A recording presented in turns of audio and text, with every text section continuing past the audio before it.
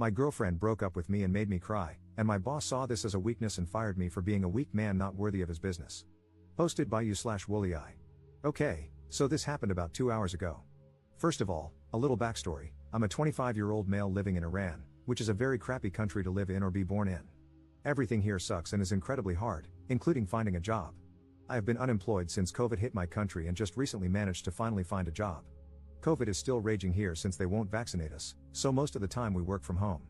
I was dating this girl for about 9 months, which I know isn't a long time, but since I'm leaving the country in a few months forever, I really invested myself in this relationship because we planned to leave together, and everything was going so smoothly. My anxiety was practically gone, and I was really happy after a really long life of being depressed. Yesterday, out of nowhere, she broke up with me and told me that she wasn't feeling the relationship anymore and that I'm a really good guy, but she doesn't want to hurt my feelings in the long run. This destroyed me, but I understood. I asked her to give us another chance, and she said no, it's better this way. She's a very honest person, so I believed her and left. I accepted the outcome, even though I immediately started crying.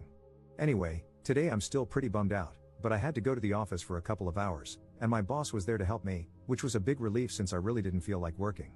I took a smoke break, got reminded of some memories, and started crying a little bit. I went back upstairs, and my boss immediately noticed I had been crying and insisted I tell him what happened, so I did. He looked me dead in the eyes and said, "Wow, you were crying over that? Such a weak person. I don't think you're a good fit for the company if that's the stuff you're worried about. I think you should leave." At this point, I started laughing because this was clearly a joke, right? Right? Wrong. He looked at me like I was insane and asked me to leave immediately. So, I packed up my stuff and did as I was told. Yesterday, I had a girlfriend whom I loved, a job, and a good future ahead of me. Now I'm just a guy who has to leave his country and everyone he loves because he was born in one of the worst places possible, and he's doing it completely alone and broken. Honestly, maybe boys shouldn't cry. Update 1 year 3 months later. I was contemplating not making this update because it's not the type of it all worked out in the end update, but since I promised one, here you go. When I created the original post, it was me shouting into the dark, and I didn't expect it to blow up, but it did, and you guys helped me through a lot of my anxiety. A couple of people even stayed in touch, and I gave them updates here and there. I wish I could tell you things worked out and that I'm happy in Germany starting a new life, but that didn't happen. I'll break this up into a timeline so it's easier to follow. September 2021. I found a job a month after I posted the original thread at a company based in the US. It was a remote job, and the CEO was Iranian. We were not documented, which is common because, most of the time, Iranian CEOs hire people outside of the US to pay them much less. This happens a lot. The pay was about $160 a month, and we had no benefits, but whatever, I was trying to save money to get out as soon as possible. March 2022. I started applying to schools in Germany and was confident I would get in because, a couple of years ago, my brother went through the same process and got in easily. I applied to 9 universities. A few rejected me because of my GPA, which is fair, and a few others accepted my application. At this time, my undergraduate degree wasn't ready because, in Iran, it takes a ridiculous amount of time and effort to get your degree. May 2022. A small protest happened outside my school in support of a girl who was sexually assaulted. Since the person who did that to her had a powerful dad, the girl got arrested, and he didn't face any consequences. Also, since no news outlet covered it, we all gathered to support her. Long story short, I was arrested and expelled, which resulted in me not getting my diploma. Naturally, a couple of months later, the 2 schools that had accepted my provisional application without my degree requested it. I couldn't provide it, so understandably, they had to move forward with other applicants. I also left my job because I realized we were being overworked for little to no money. Whenever we asked for a raise, they always found a way to avoid it. Honestly, the CEO had promised every employee that he'd help them move to the US at some point, which was obviously a lie. They just wanted us to work for them as much as possible until they could afford actual on-site employees. September 2022. Protests broke out, and I left Iran for a neighboring country because it wouldn't be safe for me. I was fairly active on social media about the whole situation, and a few thousand people followed me. 3 days after I left, they showed up at my house in Iran and tried to arrest me, but luckily, I wasn't there. If I go back to Iran, I won't make it past airport security. For the past 2 months, I've been trying to find a job, but I haven't been successful. I have a half-decent resume, but I keep getting rejected because of the country I'm in right now. I'm exhausted and out of options. I'm burning through my savings, and in a few weeks, I'll either be homeless or have to go back to Iran and get arrested. I'm in a really dark place and have little to no hope for what's to come. I miss my friends and my family. I just wanted a normal life. I know I'm being pathetic, and I didn't want to post this. I wanted something good to happen so I could update you guys with happy news, but everything keeps getting worse. This will probably be my last post on this matter and on Reddit. Sorry if I let you guys down. Second update 2 years 1 month later. First of all, I'm writing this here because I can't, for the life of me, figure out how to post on any of the previous subreddits without it getting removed. I don't think this will reach far, but to those who are interested, here we go. A couple of very kind Redditors reached out after my last post and helped me through those tough times, for which I will be immensely thankful forever. If it weren't for them, I'd either be dead or not where I am today. A couple of months after my post, I found someone who provided me with shelter and food in exchange for work on his farm. I also started tutoring his daughter, for which he paid me, and I saved up bit by bit. In the meantime, I managed to obtain my university transcripts from Iran, had them translated, and applied to 2 universities in Germany. I had little to no hope, considering where life had put me. I missed home, I missed family, but bit by bit, things were looking up.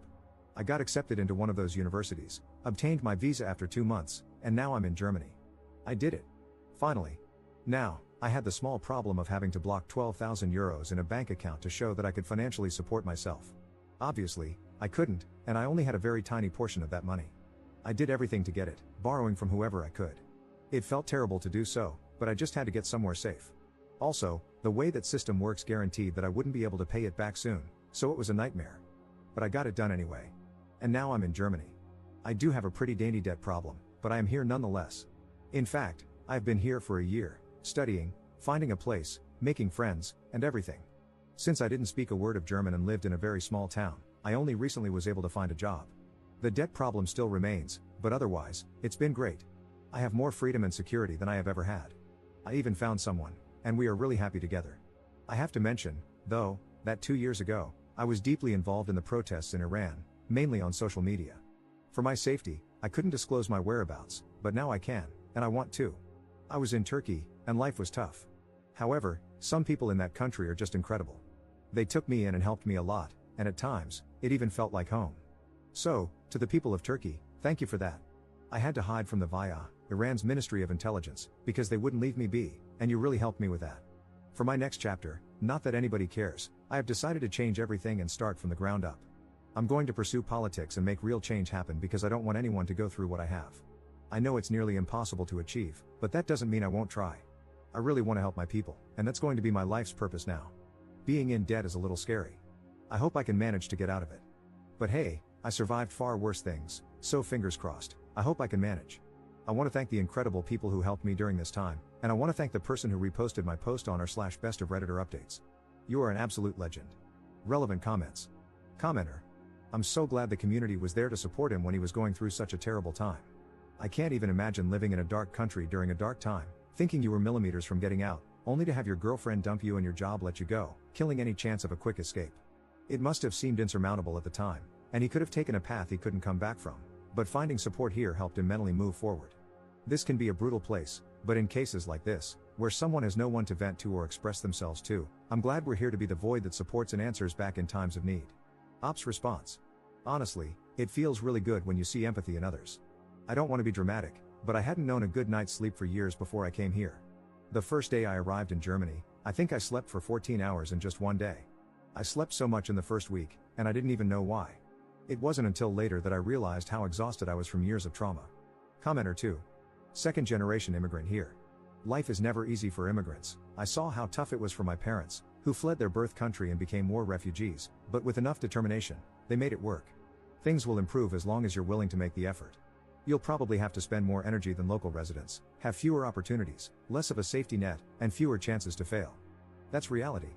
But your previous experiences have likely made you more resilient and given you adaptation skills that your peers may not have, so make the best out of the cards life has dealt you.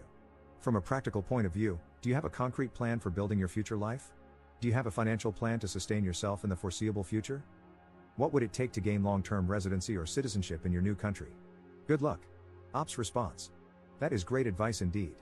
For now, I plan on studying and graduating from university. I'm trying to make connections, as I know finding a job is not the easiest task in Germany. However, I am putting every extra hour I get into writing against the regime in Tehran. The minute I get a chance to return safely, I will go back to Iran to pursue real change. I have grown so much since my first post about my country. I used to hate it and hate the fact that I was born there, but now it's completely different. I am writing to people of all ages and beliefs in Iran to try to have an impact, and fortunately, a decent number of people listen. I hope to grow from there.